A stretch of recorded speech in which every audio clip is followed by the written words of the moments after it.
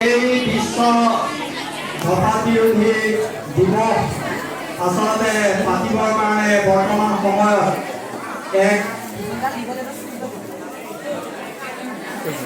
জটিল সন্দিক্ষণৰ মাজত পাতি কৰিবলগীয়া হ'ল। আমি জানো যে এই অনুষ্ঠানটো আজিৰ এই তাৰিখতেই প্ৰতি বছৰে উদযাপন কৰা হয়। যে আমাৰ বিশেষকৈ উত্তৰ পূৰ্বাঞ্চলত 90% অৰ্থাৎ 90% মানুহ ধপাত সেৱন কৰাৰ ফলত আক্ৰান্ত হৈ মৃত্যুৰ মুখত পৰে। গতিকে 90% মানুহে ধপাত খাই মৃত্যুৰ মুখত পৰিবলগীয়া হৈছে, যিখিনি আচলতে দেহৰ বাবে অত্যন্ত বিপদজনক, আমাৰ দেহৰ বাবে ক্ষতিকাৰক। আমাৰ এই প্ৰক্ৰিয়াটো আচলতে পৃথিৱীত 80 লাখ মানুহ এই ধপাত সেৱন কৰি পেলাই প্ৰতি বছৰে মৃত্যু হয়। পৃথিৱীত 80 লাখ মানুহৰ মৃত্যু হয় ধপাত সেৱন কৰি প্ৰতি বছৰে। তাৰ উপৰিও আমাৰ এই ওচৰৰ চুবুৰীয়া দেশ চীনত অত্যাধিক পৰিমাণে ধপাত উৎপাদন কৰা হয় আৰু তাৰ পৰাই গোটেই ধপাত জাতীয় সামগ্ৰীবিলাক বিশ্বৰ বিভিন্ন প্ৰান্তলৈ যায়। আমি এই ধপাতৰ কুফল আৰু এই ধপাতে আমাক কেনেধৰণে ক্ষতিসাধন কৰে তাৰ ওপৰত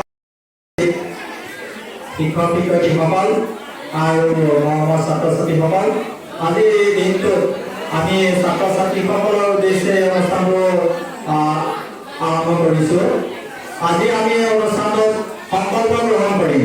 প্ৰত্যেকগৰাকী ছাত্ৰ ছাত্ৰীৰ সৈতে আমি আজি সংকল্প ল'ম। সকলো থিয় হোৱা। আমি যে সংকল্প লওঁ, আমি সংকল্প গ্ৰহণ কৰিম।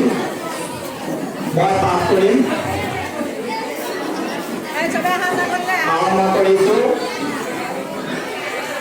আৰম্ভ কৰিছো। আজি আমি বিশ্ব ধপাত বিৰোধী দিৱসৰ দ্বাৰা সংকল্প গ্ৰহণ কৰোঁ যে আজিৰ পৰা আমি ধপাত জাতীয় সামগ্ৰী সম্পূৰ্ণৰূপে বৰ্জন কৰিম।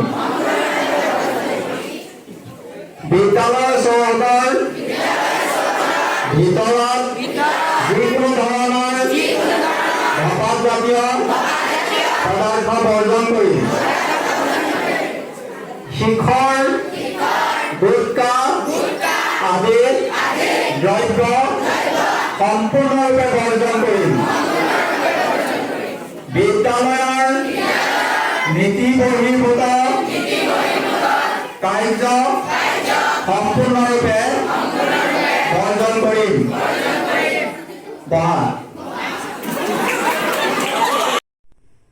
হয়, আজি এই ধপাত বিৰোধী দিৱস উদযাপন কৰা হৈছে আমাৰ ঘিলাধাৰী উচ্চতৰ মাধ্যমিক বিদ্যালয়ত।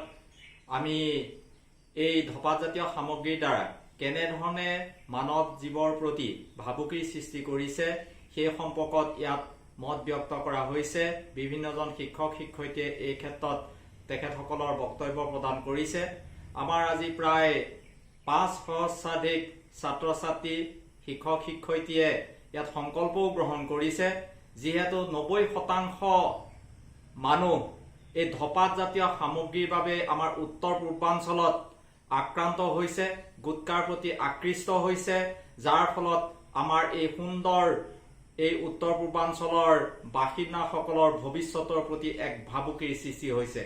আমাৰ এই চুবুৰীয়া ৰাষ্ট্ৰ চীনত অত্যাধিক পৰিমাণে এই ধপাত জাতীয় সামগ্ৰী প্ৰচলন হয় আৰু তেওঁলোকে এইবিলাক বিশ্বৰ বিভিন্ন দেশলৈ প্ৰেৰণ কৰিছে, যাৰ ফলত 80 লাখ মানুহ এই ধপাত জাতীয় সামগ্ৰীৰ বাবে মৃত্যু আকোৱালি ল'ব লগা হৈছে। ই এক বৰ পৰিতাপৰ বিষয়। গতিকে আমি সময় থাকোঁতে সতৰ্ক হ'বৰ আমি আহ্বান জনাইছোঁ।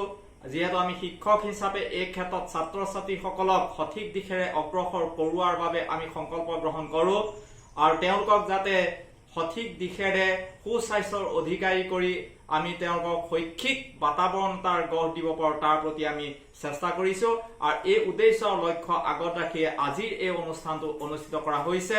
বিদ্যালয়ত এটা সংকল্প গ্ৰহণ কৰা হৈছে আজিৰ পৰা যাতে এই বিদ্যালয়ৰ চৌহদৰ ভিতৰত কোনো কাৰণত ধপাত জাতীয় সামগ্ৰীৰ প্ৰচলন নহয় তাৰ বাবে অধিকৰ পৰা অধিক কঠোৰ সিদ্ধান্ত গ্ৰহণো